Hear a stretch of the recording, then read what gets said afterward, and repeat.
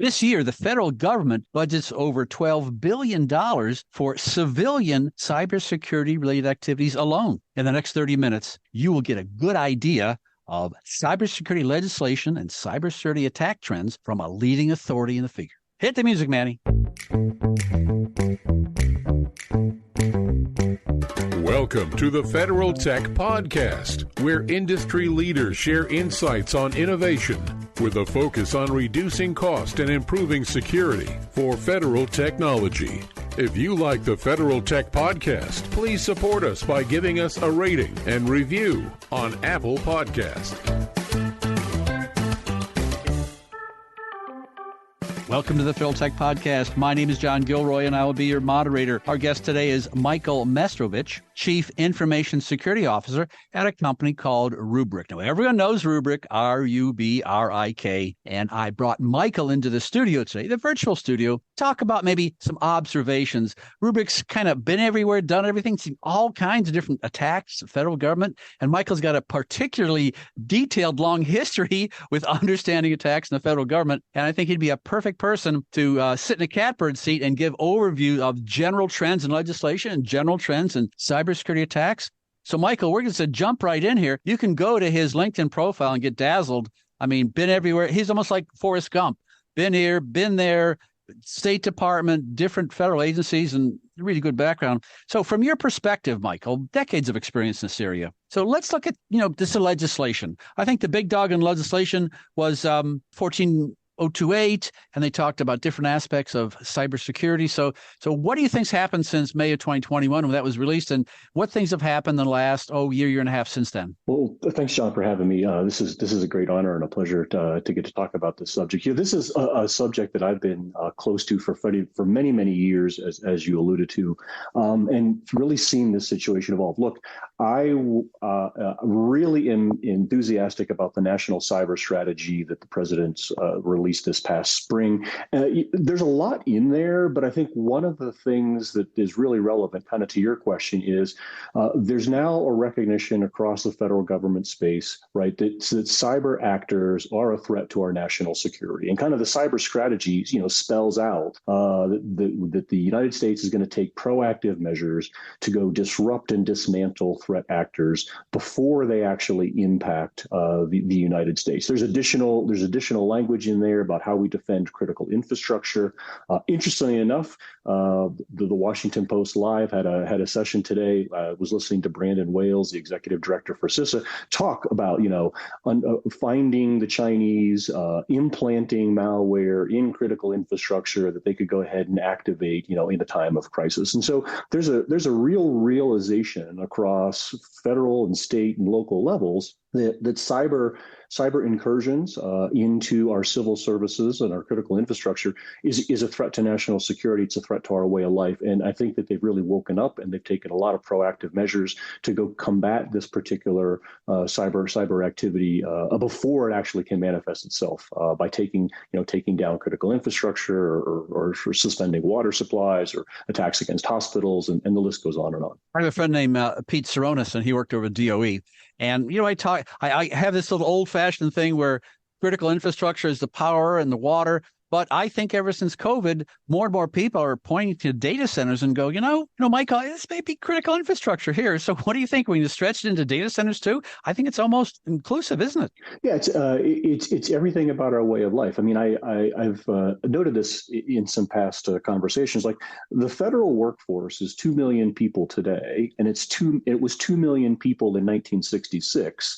Yet the U.S. population has grown by 150 million people in that time frame. And so, give me any industry where the industry has 70% more customers, yet they don't grow their own internal headcount by one person. It doesn't happen. And so federal governments, state governments, local governments, they all have to automate and use automation in order to continue to drive efficiencies in giving those services. So we're a much more connected society than we ever were. We're going to continue to be a much more connected and automated society than we ever were.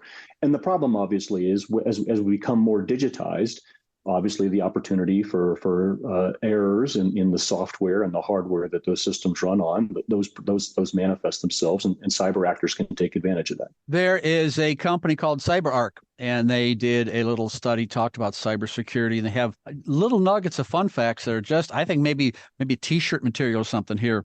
They talk about a 2.4x, more than 2 times growth in machine and human identification. 7 years ago, Michael, no one talked about machine identification. I mean, it's a whole new trend here, isn't it? Yeah, it truly is. And again, it's the nature of the world that we live in.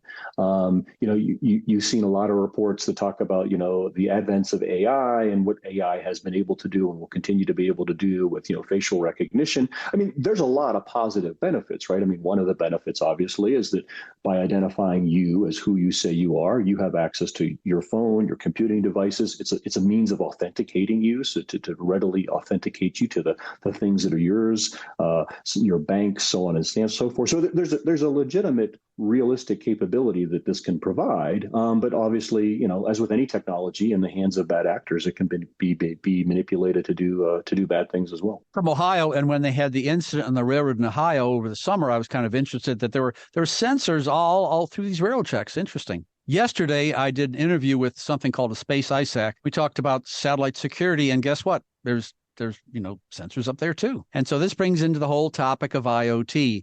And I was joking with this fellow yesterday about IoT really is the Internet of Targets, or maybe the Internet of Threats. So maybe what does IoT stand for you, Michael?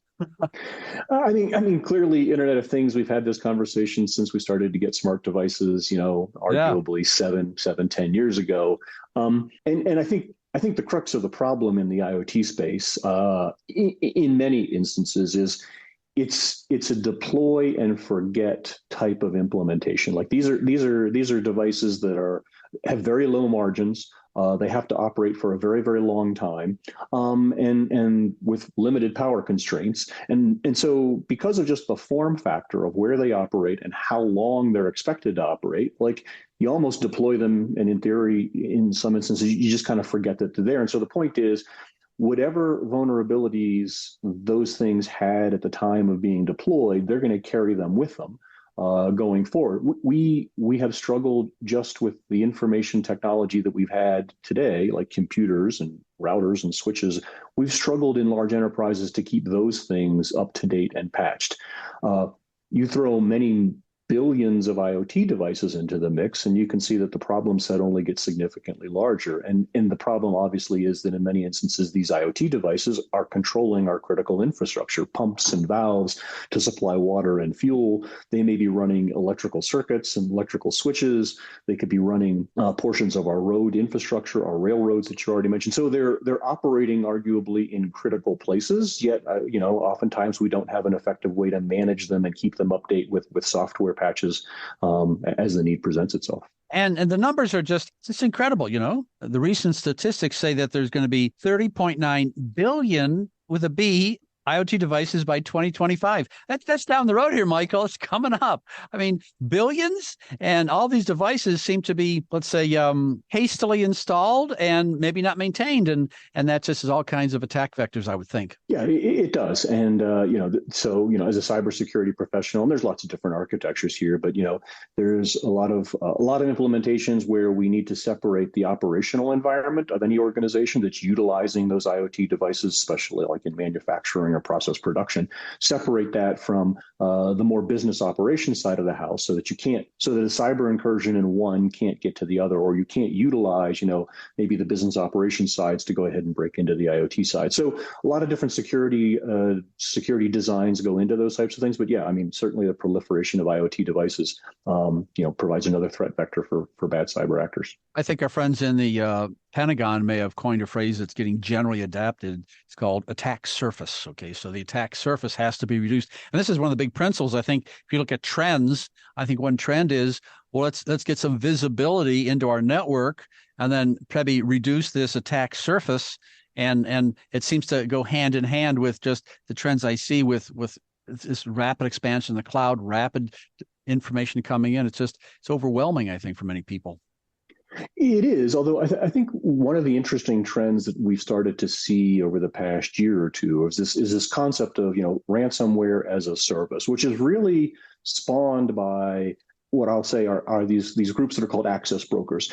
And the point that I'm going to here is we're seeing a trend right now where it's less about exploiting vulnerabilities in equipment and in software, and it's more about credential theft. And the reason that this is a sinister trend is because having real credentials means that you look like a normal operative within the environment that you're in. And so it really takes a well-honed cybersecurity program and cyber professionals to begin to see that the behavior of individual users actually is not normal for what they had been seeing previously. This gets into the discussion of, understanding the user behavior in any one organization, understanding what your user base looks like on a typical Monday, because through this process of credential theft and cyber criminals getting into organizations through the use of legitimate credentials, you need to be able to ferret out what is the abnormal from what is the normal. But you can't do that if you don't have a history of what looks like is normal in your environment. Well, the White House issued an executive order this morning where anyone who's doing a podcast has to say artificial intelligence at least 5 times. So this is going to be my first of 5 times. So it's mandatory. I have to say it. I mean, it comes up all the time anyway.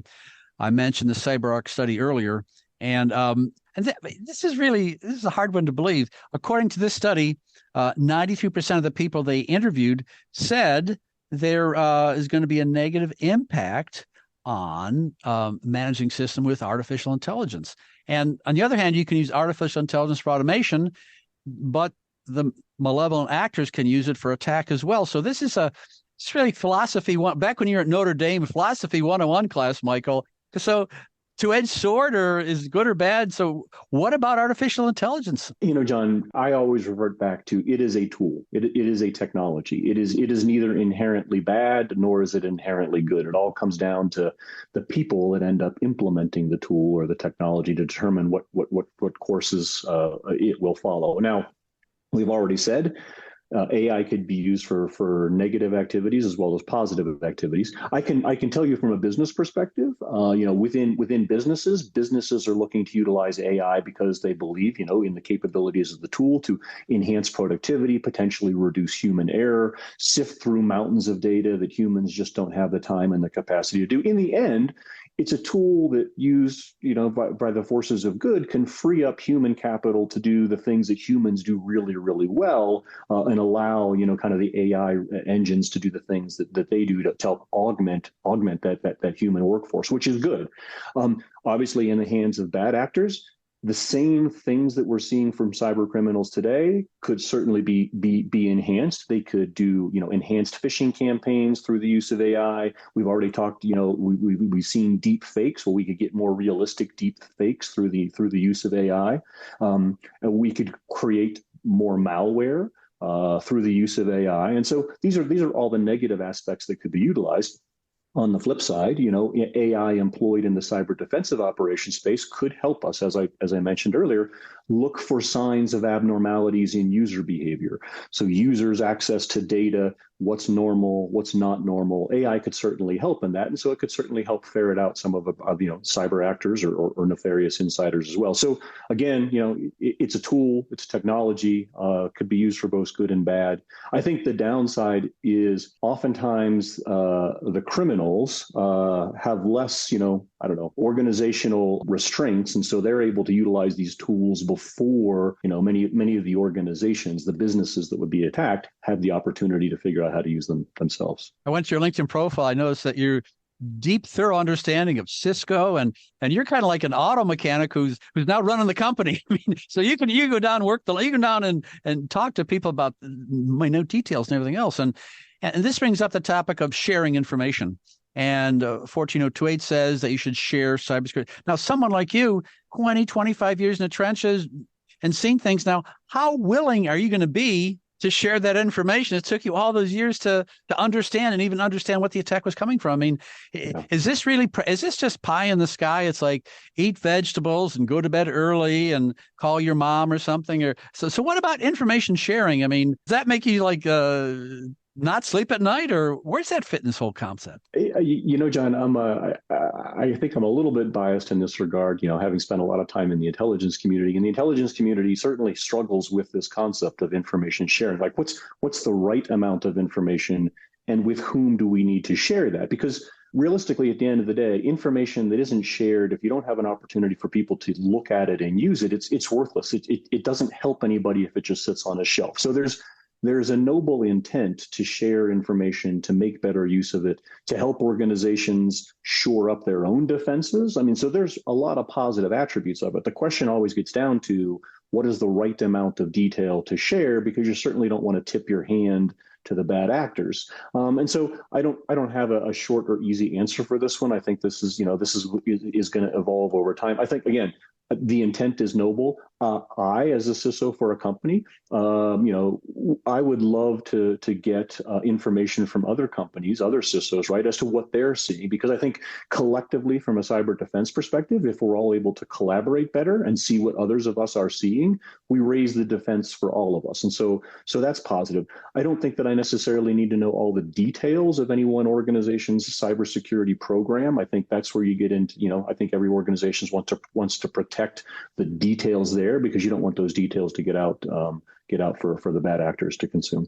Before the interview, you told me you took a couple years of Latin when you were in high school. So I mean, it's a big fancy word with you and really impress our listeners. This is going to be really impressive. Polymorphic malware. So I've read that this is one of the trends coming out in the last couple of years. So maybe you can give us an idea of what polymorphic malware is all about. Well, I mean, I think, John, realistically, this concept of things that can do harm, but you don't see them, right? They change shape and form and feature. They look innocuous at the beginning, and then they can be morphed into doing something that's malicious on the back end. Now, I don't, to be quite honest with you, we've seen this trend in the past. We've seen cyber organizations. Well, to be clear, like, I think that one of the biggest threats that we saw most recently, and I think this is another one of those trends, is the idea of cyber criminals getting into disrupt software supply chain, right? So I mean, this is kind of the crux of the SolarWinds attack. And while I think the reality is, the more that we're automated, the more software that organizations actually use, the more susceptible all of us collectively are to software supply chain attacks. It is a broad spectrum attack, right? You don't know where the software is going to end up, and so it's oftentimes like a shotgun approach.